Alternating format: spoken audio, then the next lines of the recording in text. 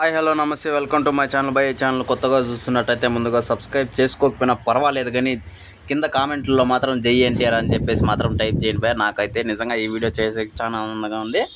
అయితే మ్యాటర్ ఏంటి అంటే, ఈ ఫియర్ సాంగ్ ఎన్నిసార్లు విన్నా, అసలు నేను నిద్ర లేచినప్పటి నుంచి సాంగ్ వింటూనే ఉన్నా కూడా చాలాసార్లు మళ్ళీ మరుసటి రోజు అదే ఫీల్తో అదే రకంగా ఈ సాంగ్ వినాలనిపిస్తుంది బై. నాకు ఇంకా నిజంగా మతి పోతుంది, అసలు ఎందుకు ఇలా జరుగుతుంది అని చెప్పేసి.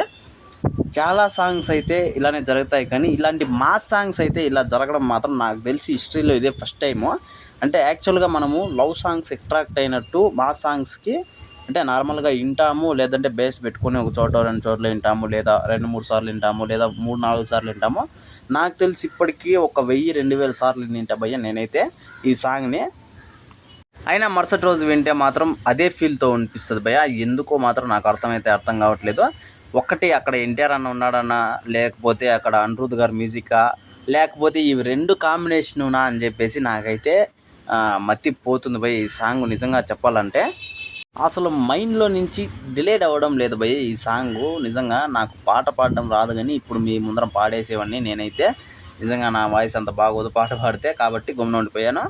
అయితే ఎన్టీఆర్ అన్న మాత్రం ఈ పాట థియేటర్లో పడితే మాత్రం నిజంగా నేను చెప్తున్నా కదా భయ్య, నేనే కాదు చాలామంది ఫ్యాన్స్కే కాదు, హేటర్స్ ఉంటుంది కదా, వాళ్ళకి కూడా కింద వణుకు వస్తుంది భయ్. ఈ సాంగ్ చూస్తే మాత్రం ఖచ్చితంగా థియేటర్లో అసలు ఈ పాటకు ఒక్కసారి థియేటర్ని తగలబెట్టిపోవడానికి అనే డైలాగ్ వాడడానికి నిజంగా పాట మాత్రం వేరే లెవెల్లో ఉంది. మీరు అనుకోవచ్చు, ఎప్పుడో రిలీజ్ అయిన పాటకి ఇప్పుడు ఎందుకు ఇంత బిల్డప్ ఇస్తున్నాం అని చెప్పేసి.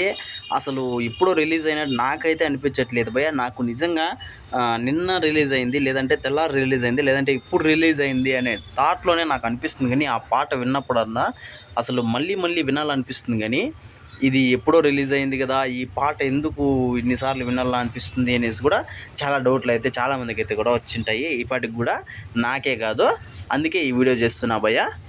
ఏదైతే ముందు సినిమా 2 సార్లు పోస్ట్ పోయినా కూడా ఇలాంటి సాంగ్తో, అలాంటి గ్లిమ్స్తో అసలు మామూలుగా లేదు దేవరాది. అయితే ఇంకా రెండో సాంగ్ కూడా ఈ వీక్లో వదులుతామని చెప్పేసి చెప్పుకుంటూ వచ్చారు భయ్య. అది ఇంకా అఫీషియల్గా అయితే వీళ్ళు ఎటువంటి మార్కు వేయడం లేదు, అన్అఫీషియల్గానే జరిగినాయి ఇవంతా. మరి చూడాలి ఈ వీక్లో రెండో సాంగ్ వదులుతారా లేదా అని చెప్పేసి. ఆ సాంగ్ ఇంకా ఎలా ఉంటుందో, ఇంకా మా సాంగే మనం ఎన్ని వేల సార్లు వింటే ఇంకా లవ్ సాంగ్ ఇంక ఎన్ని వేల సార్లు వింటాము అని చెప్పేసి నాకైతే నేను అంచనాలు వేసుకుంటున్నా భయ్య.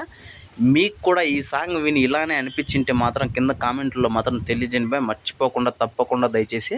అలాగే ప్రతి ఒక్కరూ జై ఎన్టీఆర్ అన్న అని చెప్పేసి కూడా కింద కామెంట్లో తెలియజేయండి భయ్య, మర్చిపోకుండా.